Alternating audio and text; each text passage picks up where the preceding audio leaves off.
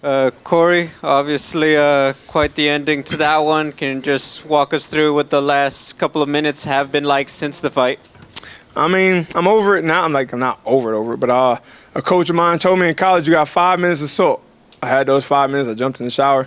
Nothing we can do about it now. It's very upsetting, especially because I broke him. You can't say that I wasn't winning the fight and the clash happened. Yeah, it is what it is. I went out there and did exactly what I was supposed to do. Like I said I was going to do. I was going to go out there and dominate. He can't handle my wrestling, the ground and pound.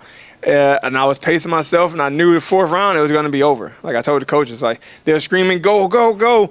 And I just felt like I had my head to his chest, and I can hear him like gargling for air. And I knew like fourth round, to take him down and finish him then. But there's a good sport in me. I saved him myself. I hit the head. Well, I felt the heads hit, and the ref was like, "Keep going, keep going." And I said, I headbutted him, and that's why they stopped it. So if I wouldn't have said nothing, 3 seconds would have been over, and I'd be the champ. But the good sport in me, it is what it is.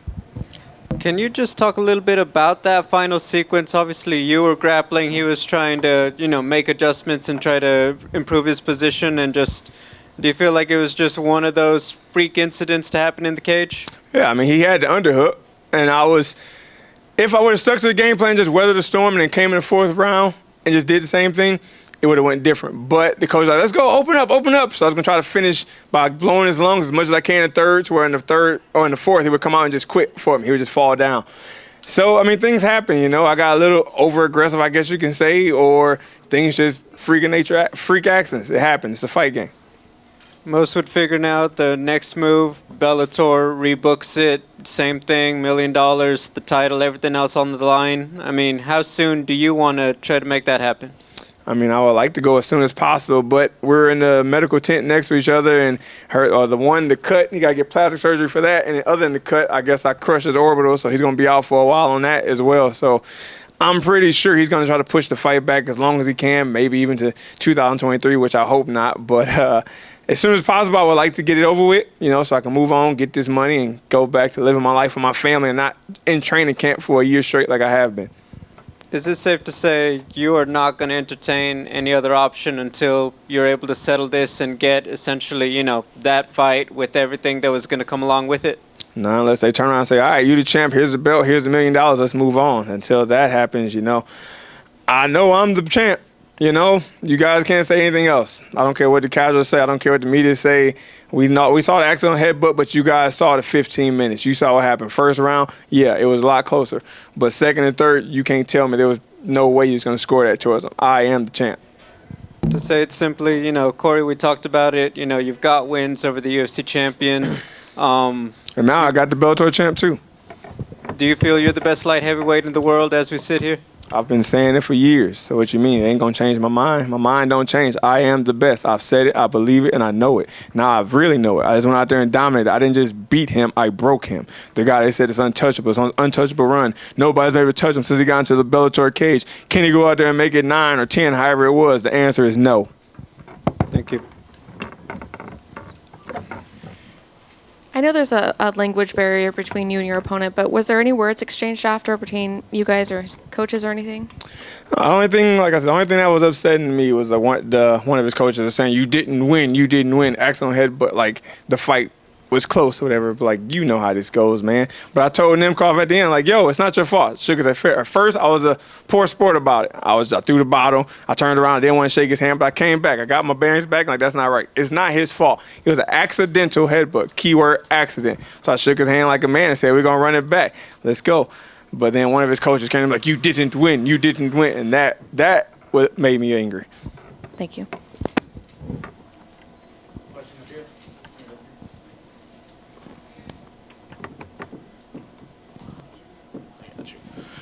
Corey, you had your ups and downs in your career. Tonight, the biggest fight of your career, you looked more impressive than you ever have, in my opinion. Is there confidence to take away from that, even given this really disappointing result? Why wouldn't it be? Of course. I just went out there and dominated the man. Nobody can touch in Bellator. I just went out there and schooled them. I mean, I did exactly what I said I was going to do. When everybody said, "Oh, you can't touch him. Corey's not going to come close to that $1 million check." Corey never come close to that Bellator title. I went out there and took it. I took it. But thanks to an accidental headbutt, I don't get to go home with it, or the $1 million check. And it sucks. And it don't just sucks for me, but it sucks for my family, you know, especially my wife, 'cause I know how much she invests in this. I can see her sitting in the crowd right now fighting back her tears. And I know it's going to be tough for both of us, but we're going to get over it because she's my biggest support, and I support her. So we're going to make it through. We're going to come back next time. We're going to make sure it don't go to that accident. Hey, Corey, I was curious if you could maybe look in the mirror and 16-year-old version of you, obviously despite the results here, it's a bit not great, but again, you looked career best. What would you say to the 16-year-old version of yourself right now? I mean, you don't know the 16-year-old version of myself. So the 16-year-old version of myself was a fat, lazy kid playing video games with no dreams of playing sports at all. So I would look at him and be like, wow, what the hell happened to you? But now I would just say, you know, if you just listen to what your coaches and everything told you your whole life, you work hard and believe. Work hard and believe. Work hard and believe. People say it all the time. You think it's so cliche because they say you can be whatever you want to be. You work hard, you can be whatever you want to be. You can do it. Don't listen to the doubters. And I would tell them, like, get on the horse early. It took me till I was 19 or 20 before I really clicked into this mindset I have now. So if I could have did that at 16, I would have won a state champion in high school. I would have probably went D1. Who knows? I might have pursued the Olympics instead of fighting. So today, if I look back at my 16-year-old self a half a lifetime ago, I would say, get up off that couch, quit playing them video games, let's get to work. Last one for me again, and we know how much you value your family and friends. Can you walk me through the immediate reaction that they had if you had a moment with them post-fight?